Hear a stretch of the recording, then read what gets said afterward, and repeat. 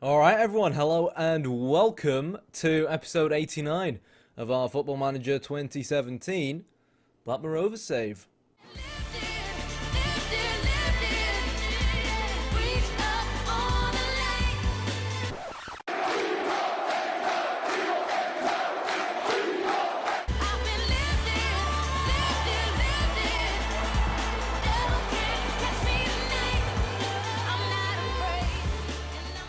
So, last episode was of course the 2-1 win against Spurs. And believe it or not, you know how I've kind of been saying for a while that we've kind of been waiting for Man United to slip up? It actually happened, and they drew 0-0 in the early kickoff away at Watford. So we decided, right, this is our chance to potentially capitalise.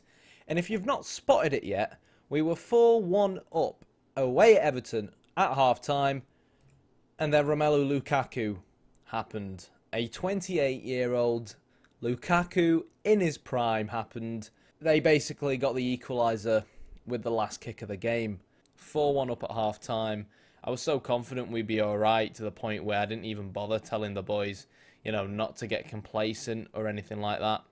I was just straight up and said calmly, I'm happy with what I'm seeing, keep it up. In terms of the stats, it was, obviously we took the lead first, I guess I was wrong there, but yeah, obviously in terms of the stats, both teams played quite well.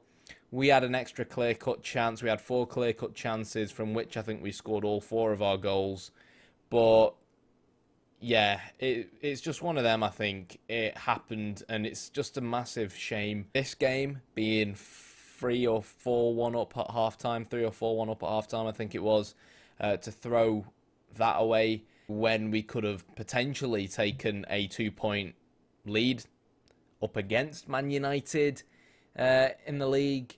Really, really disappointing. So yeah, we made it 1-0 through Carlos Alenia. They then equalised, a really, really soft goal. They were looking to play on the counter. I believe Louis van Gaal is still their manager. We can actually check now, I think. No, it's actually Roberto Martinez. Yeah, I always used to hate playing against him in older versions of FM, because especially when he was Wigan manager, because he had the world's weirdest formation. But yeah, Alenya made it 2-1. Lovely free kick from him. And then straight from the kickoff, Piaka was in. Piaka shot, Piaka scored. And it was nice to see him score, because he's kind of been quiet for the past few weeks, I think it's safe to say. And then just before half-time, I think it was, we made it 4. We went in at half-time, really comfortable. Everton obviously tried to make their way back into the game. A few back passes, Kunz from outside the box, super wonder kid. And, yeah, it was 4-1. 4-1 up, 70th minute, 20 minutes to go. And, like I said, I can't really explain exactly what happened. They suddenly started finding space behind our defence. That's an incredibly soft goal to concede. Lukaku shoots, and we really should have gotten rid of it. And then Thomas Callas does that. Not quite sure what Thomas Callas was trying to do. 87th minute, and there were 2 minutes of added time, I think there was. 91st minute, direct ball forward. Davis finds Lukaku, and our defence just did not show up in the second half. Mistake from Callas, unlike him, led him to finish the game on a 6.2. Very, very disappointing, considering Morales got 3 assists that game, Alenya got 2, Kunz the youngster got 1, and Piaka as well rediscovered his goal-scoring form. But I guess it is what it is, and we just have to go again. We were away from home. Forget the Premier League for now. This episode, as far as I'm concerned, is going to be all about our first leg in the last 16 of the Champions League. We are, of course, up against Pep Guardiola's Benfica, who have been dominant, to say the least, in the Portuguese league. What we do know from a Pep Guardiola side is they're obviously going to be looking to keep the ball on the floor, hold on to possession, and we'll take a look at how we tweak ourselves to adapt to that in a bit. But Premier League table-wise, doesn't really look too different from last time, because obviously only the Everton game has really made a difference, and both us and Man United drew our game. So Man United is still top of the league on goal difference, as you'd probably expect, but it's only 5 goals, so that could easily change come the end of the season. And of course, as we know, Man United do still have a tougher run-in for their final games than we do. If we take a look at their schedule, and this is really why we can't afford to drop points against your Evertons and your Sunderlands, their last few games of the season, including some tough games still to go. They've got, oops, I don't want to attend that. They've got Arsenal. They've got PSG to focus on in the Champions League. They've got Spurs. And then their last 3 games are Liverpool, Man City, Chelsea. So anything can still happen at this stage. All we can do is continue focusing, playing the best we can. No idea how we're going to do in the Champions League. 3 days after that, we've got an FA Cup game against Watford that, to be honest, we could do without. And then we've got the FL Cup final, of course, against Man United as well. If we can beat Man United, hit their morale hard, that could end up affecting how the rest of their games go. As far as we're concerned, if we can get a win against Man City and win our big games, especially against Arsenal and Liverpool, we should be able to guarantee wins against some of the kind of lower sides. We'll obviously, on a law of averages, see an upset somewhere, probably lose a game. We lost to Newcastle earlier on in the season, or, you know, have to settle for a draw somewhere. But all we can do at this point on is just focus on getting maximum points everywhere we can. But, like I said, let's forget the Premier League for now and focus on the Champions League. And on that note, I'll see you guys in Portugal.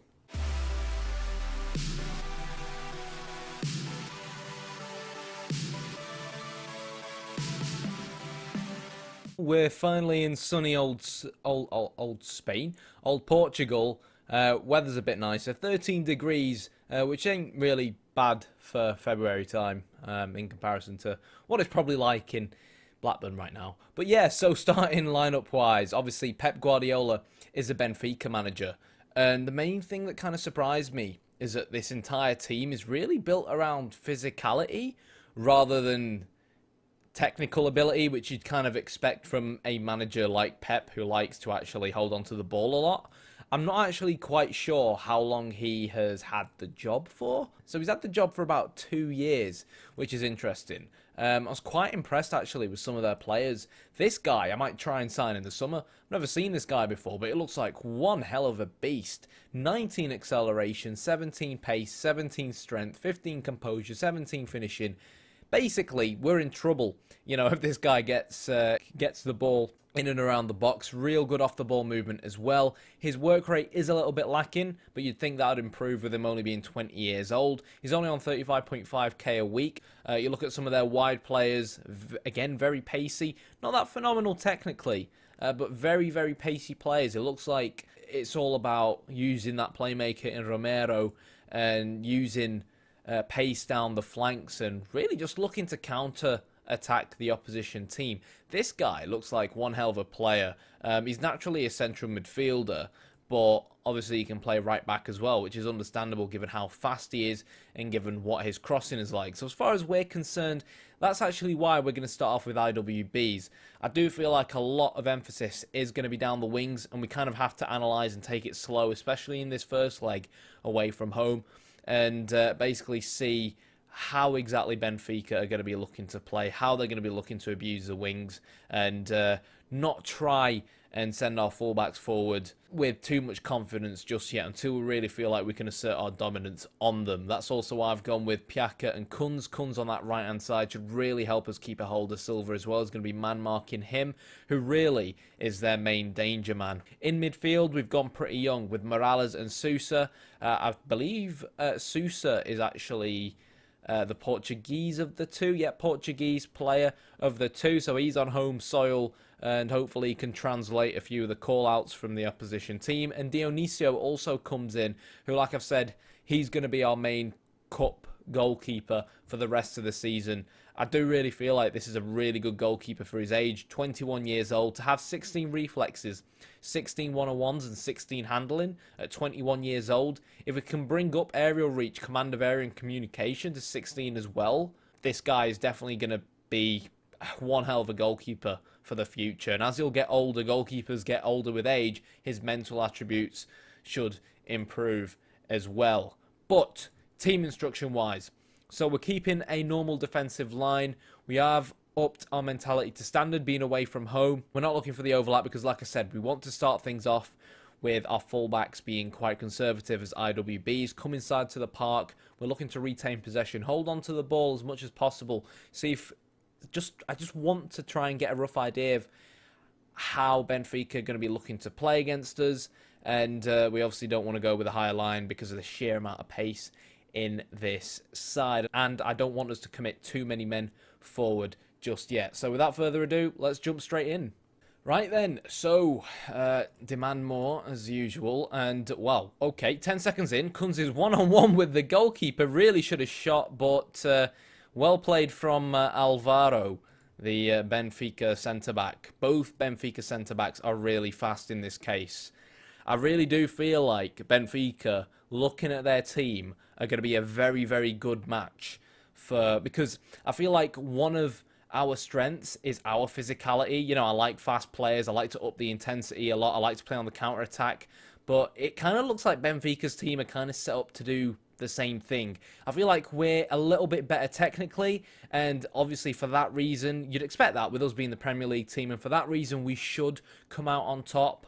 But with this being the away leg, like I said earlier on, I don't really feel like we need to over-dedicate and over-gamble in certain areas just yet. We mainly focus on trying to get fast players in behind the Benfica centre-backs. They have kind of struggled to still deal with us at times, but this is the kind of scenario we need to be careful. They've got that really fast beast up front, and if they can get the ball wide as well, they certainly have the pacey players who can outrun our defenders as well. That's actually why I opted to go for Varjek rather than Varela, because I feel like in the past I have sometimes, Sousa almost scored on home soil there. I do feel like sometimes I have opted to go for Varela simply because, especially in like Champions League competitions, because he's kind of more level-headed, more experienced, and I feel like that makes a difference at times. But he's a slower of the two, and when you come up against really pacey opposition, it can sometimes bite us in the backside. But here we go. Augustinson whips the ball in, 1-0, and it's the German that scores his 8th goal of the season. This kid's young. We spent a lot of money on him, but he's certainly repaying that fee. Augustinson picked the ball up from the set piece. Real nice run from Kunz. And even though the centre-back kept up with him, he couldn't keep up with him just enough. And Kunz taps home. So there we go. There's the away goal we wanted. We've been very, very conservative in our approach. We're not overdoing things here. We're not overcommitting forward. You can see it now. Both our fullbacks not rushing things in terms of going forward. They're kind of letting the front players do their thing, and Yang chips the goalkeeper. Played in through. Not quite sure what the Benfica defence were doing there. And, well, that was just what the doctor ordered. Real nice chip. Was it a Sousa assist? It was. Definitely pleased that I opted to put him in the side. He's really proven to me that he deserves a place in our starting 11. And as soon as Nyang scores, he gets injured. Going back to what I was saying, you can tell just by looking at how we were playing at times. Like that first goal, Augustinson obviously pushed up because it was a set-piece situation. But generally speaking, as IWBs, they're still covering the space that the potential Benfica wingers could run into. Obviously, 4-2-3-1. They're going to be looking to get balls into the box on the counter-attack, as we've seen with that direct ball forward. Which, again, is very unlike Pep, but it is what's been working for him in the Portuguese league with this side, which is unsurprising when you look at some of the quality players and the attributes of the players he has. We're trying to nullify that, basically, and so far we've certainly, I think, nullified it pretty well. I really don't want, you know, a repeat of what happened against Everton in our last game in terms of making changes. The only real change I'm tempted to make is to take Varjek off because I don't want him to get sent off. But we won't worry too much about that until like the 50th, 60th minute. One thing I could potentially do is just remove the tackle harder instruction on him just to decrease, you know, the possibility of that happening, because it can sometimes happen with these young, inexperienced players. And I swear he's changed his hairstyle. He's like grown out the top of his hair, which is quite nice. Another player who looks very different is Matthias Kunz. No, he's had a shave. Right, he looks the same now. He looked different against Everton. But I do think that's really cool how players randomly change their hairstyle and grow their beard. But yeah, on to more important things. Varjek picks the ball up, finds Matthias Kunz, and this is a chance for Benfica to counter-attack. But you see, they've been trying to play on the counter-attack, but a lot of the time that direct ball just hasn't really worked for them because we've had men back. And even there, you can see they tried to get the ball wide.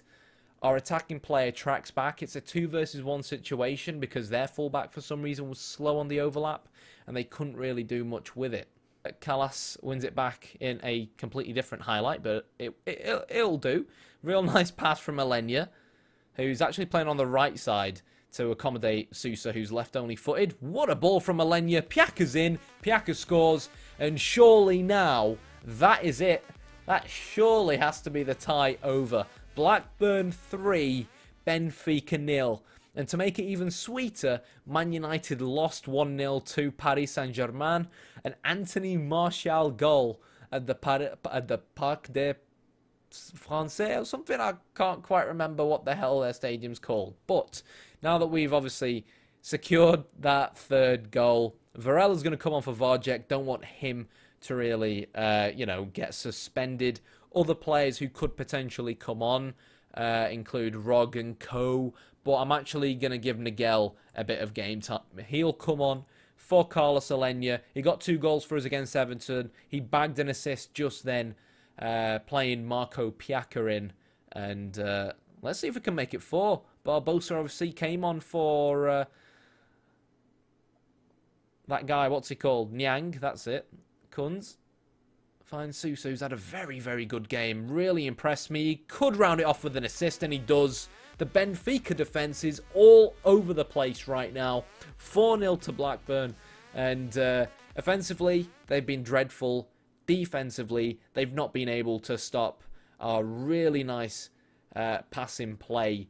Now, obviously, Pep Guardiola in the game plays with kind of a pressing approach, and we saw the centre-back there from Benfica kind of push our midfield, and that allowed Barbosa space to run into. And let's not overcomplicate things. Benfica haven't shown up. It's nice to see that they've still got fans who, fancy a flair or two. We're going to make it 5. Sousa scores, and I'm really glad that he scored. First goal of the season. I think that could be his first professional goal for us. I'm not quite sure, but given how well he's played, and I think you guys at home will agree, he certainly deserves that goal. 5-0 at the moment. Blackburn 5, Benfica 0. We wanted to stay tight. We wanted a decent result away from home. Actually, I can't tell whether that flare was from our fans. Where the hell are the away fans? I don't know where the away fans are. That's going to be a red card for Lucas Romero. Yeah, I can't actually tell where our fans are. Everyone just looks red. Well done, Nuno Sousa. A goal for him and 2 assists. He's really making a claim for a starting position, isn't he, in our starting 11. But, that's what you get when you've got a lot of squad depth, especially in them central midfield areas. Young, hungry players who you sign, are capable of delivering the goods. And when you give them opportunities, like in the Champions League, when you know they're good enough and they shouldn't really be competing in the under-21, under-18 leagues, they should be a part of the first team. A lot of the time they perform if they are capable. And you look at Nuno Sousa, for me, he is capable. Obviously, he spent the last few seasons out on loan. He's only made 11 appearances for us this season. A lot of them have been coming off the bench. But he's been solid every time he's played. 21 years of age. He will obviously slowly start to cement his place as one of our main central midfielders. It's very difficult to see him really cementing a spot ahead of Alenia and Morales, because both Alenia and Morales are much better players. But should Douglas leave in the summer, Morales has the defensive attributes like the tackling and the work rate.